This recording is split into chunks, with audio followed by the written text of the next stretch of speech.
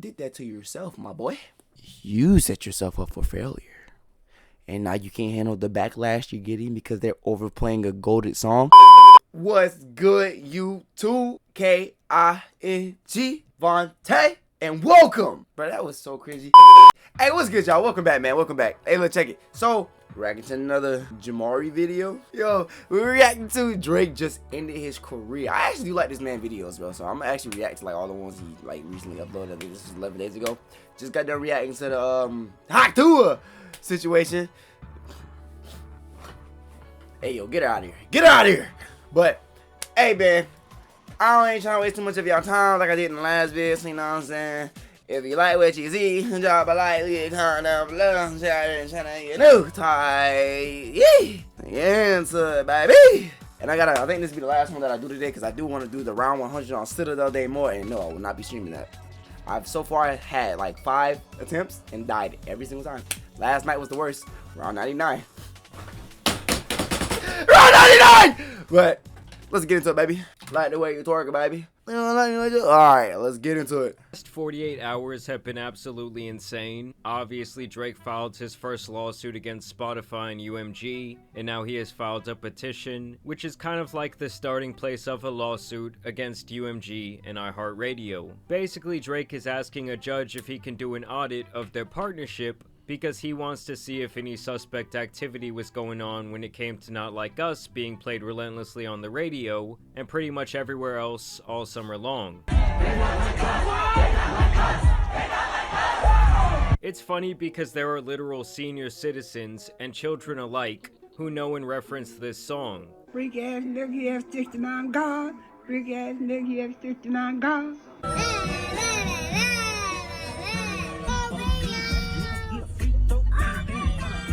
It is being played in every professional sports league, both during the game and as they cut to commercial. Buster! I don't know if y'all should be playing that Kendrick. Y'all want to get a lawsuit up there. And don't even get me started on Drake's feud with NBA player DeMar DeRozan, aka the man named and featured in the Not Like Us video. The funniest part is while he was standing... Wait a minute. Okay, he's suing them. He's suing them because they overplay it, Not Like Us. Yo, first of all, freaky 69 God, you should have never challenged this man. You should have just been like J. Cole. Put your pride aside and realize there's more things that matter than beefing with some artists on the internet. Respect J. Cole. He tapped out before it even got started because it wasn't worth anything. And it's beefing with anybody. It's not worth anything. It's really not. I don't know why people do it. But you did that to yourself, my boy. You set yourself up for failure.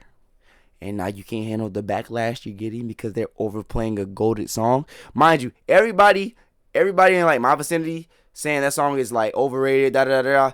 I still like it because unlike everybody else, I didn't over-listen to it. So the song is still a banger to me. There you go. It's over, light skin.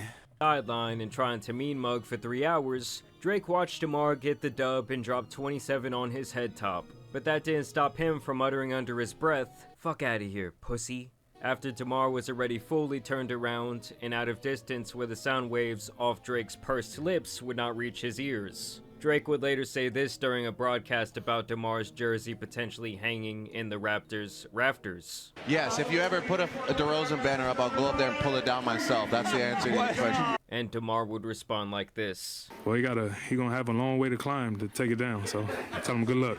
Either way, in this petition I'm about to talk about, that's crazy. Drake is now suing for the mean words said in Not Like Us. We thought that just this one time he wouldn't be lame, but he expected UMG to save him, and once again he's trying to call out that payola. Earlier this year, one of the artists that UMG has under contract presented UMG with a new song called Not Like Us. Before it approved the release of the song, UMG knew that the song itself, as well as its accompanying album art and music video, attacked the character of another one of UMG's most prominent artists, Drake, by falsely accusing him of being a sex offender, engaging in pedophilic acts, harboring sex offenders, and committing other criminal sexual acts. Specifically, the song calls Drake a certified pedophile, a predator, and someone whose name should be registered and placed on Neighborhood Watch. I mean, I won't lie to you guys, that album art was pretty crazy. Like, imagine everyone seeing the Google Maps of your crib and always thinking about this. And I'm calling it right. I'm not gonna hold you. When he first dropped that and I seen that,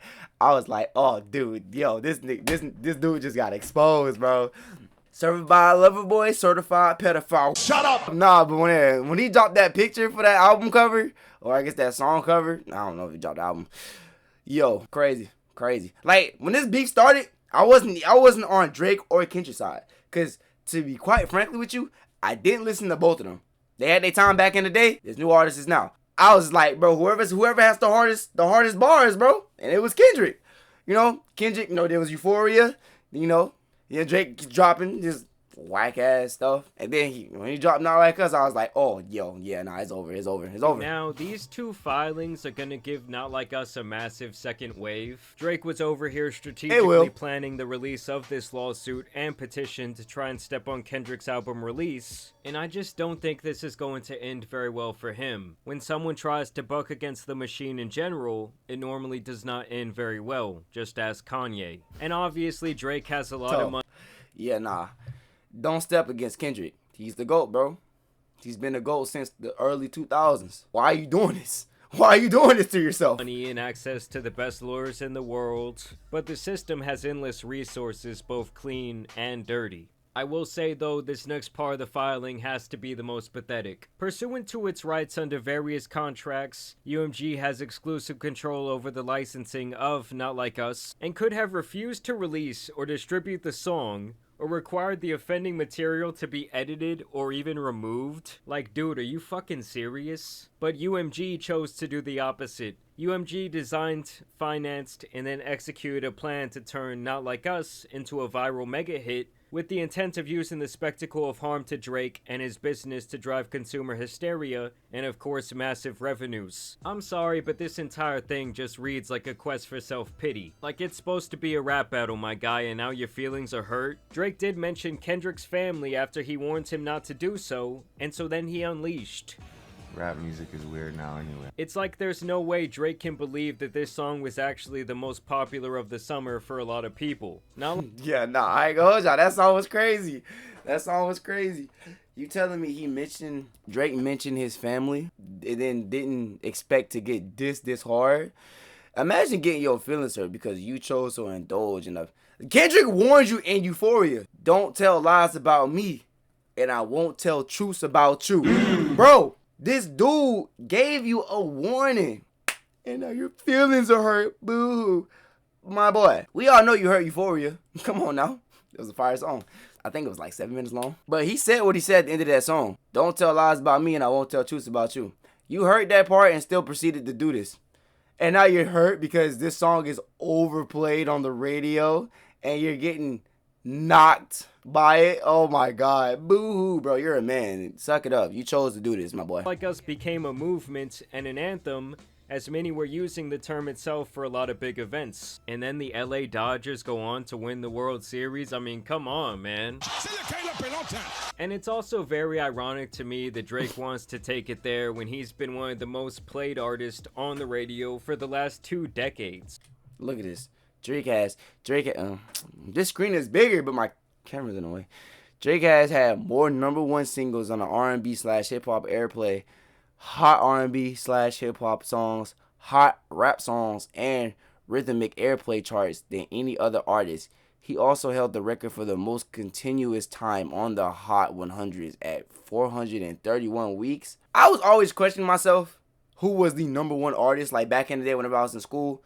Like, part of me kind of knew it was Drake because everybody kind of glazes dude. And then he's like, what do they call him? Champagne Poppy, whatever. I always thought it was him only because I thought he was like the most OG-est artist. And then I was introduced like Lil Wayne, Snoop Dogg, Tupac. And I'm just like, out of all those GOATs, especially Lil Wayne, like, Lil Wayne is hard.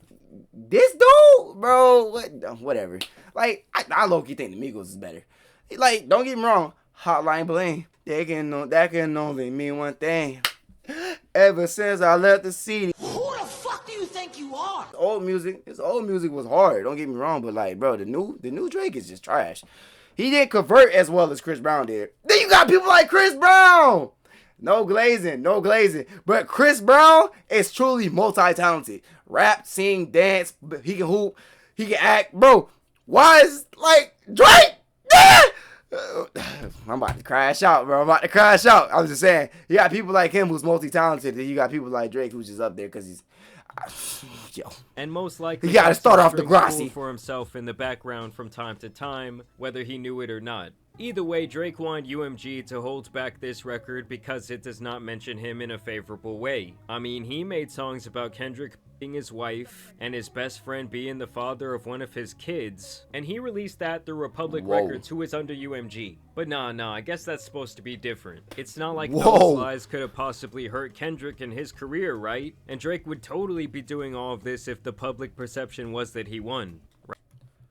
Right? To the victor goes the spoils, buddy. Go back and listen to Euphoria. Listen to the end of Euphoria. I mean, don't tell lies about me, and I won't tell truths about you. That line said it all. Simple. And Drake has to be the sorest loser of all time. And now there's just this stain on his reputation forever, and when that happens, it does kind of change the way that people see a person from that point on. And so Drake alleges that UMG was funneling payments to iHeartRadio for some payola for Not Like Us, noting that they and only they have all the rights to do whatever they want in terms of where and how this song was distributed. UMG and iHeartMedia have a long-standing symbiotic business relationship whereby iHeartMedia pays UMG to license and collect royalties for UMG artist songs over radio airplay and streaming services. The amount of money exchanged between iHeartMedia and UMG is substantial. In the last quarter of 2023, UMG, through its recorded music and music publishing divisions, had an ownership interest in more than 60% of the 100 songs listed on the Billboard Hot 100 radio charts. Without its business deals with UMG, iHeartMedia would lose access to a majority of its top radio hits. And so UMG probably holds quite a bit of power over them. The suit then goes on to talk about how Not Like Us was played tens of millions of times on the radio, and that in total this song has been spun billions of times. Drake is very upset that to this day this song is one of the most played across iHeart's various stations, and I actually just checked and Drake does not have a single song on the Billboard Hot 100, despite releasing 12 singles this year. According to one inside source known to Petitioner, you know, I'd be hurt too. You got this dude who dropped Not Like Us on my head. It's been on the Billboard since the day it dropped. Because my brother told me the moment that song dropped, they was already blasting that song in clubs. I don't club. I don't go partying. I don't smoke. I don't drink. None of that. So for him to tell me that the same day that it dropped, I can believe it was on Billboard since the day it dropped. But then on top of that, I dropped 12 singles. And not one is on the top 100s. But your song that you dropped back in the summertime is still in the top 100s. It's probably still sitting up there in the top 10s. I haven't checked. Yeah, I'll be hurt too. I ain't hold you. UMG made covert payments to a number of platforms, including radio stations, to play and promote Not Like Us without disclosing those payments to listeners. This practice, known as payola, is prohibited by the Communications Act of 1934. So he says all of that, but then later admits that he has little to no evidence to suggest that iHeart was accepting payola from UMG. Drake also continues to spread the bot narrative here, and he even cries about UMG allegedly paying influencers to spread this song, like literally every other song released during the TikTok era. Like, I don't know if this is some sort of news. You don't have to pay influencers to do anything. If a song is hot and it's fire, the moment TikTok gets a grasp of that, simple. The moment TikTok gets a grasp of a fire song, it goes from this to just simple. Flash to Drake.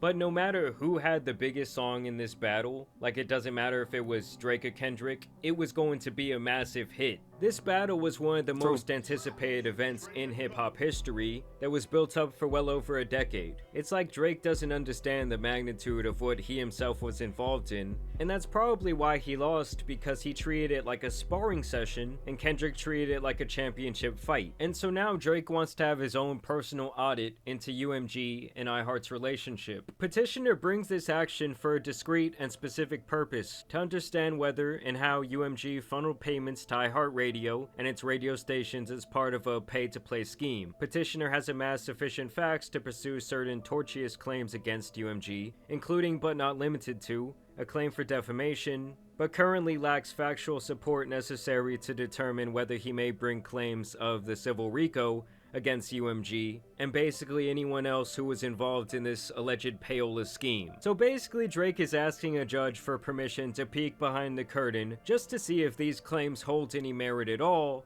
and then he will decide if he wants to sue them or not. To me, this entire Never seen a man who's been at the top for literally over a decade gets cooked by one song and all of a sudden his balls is gone.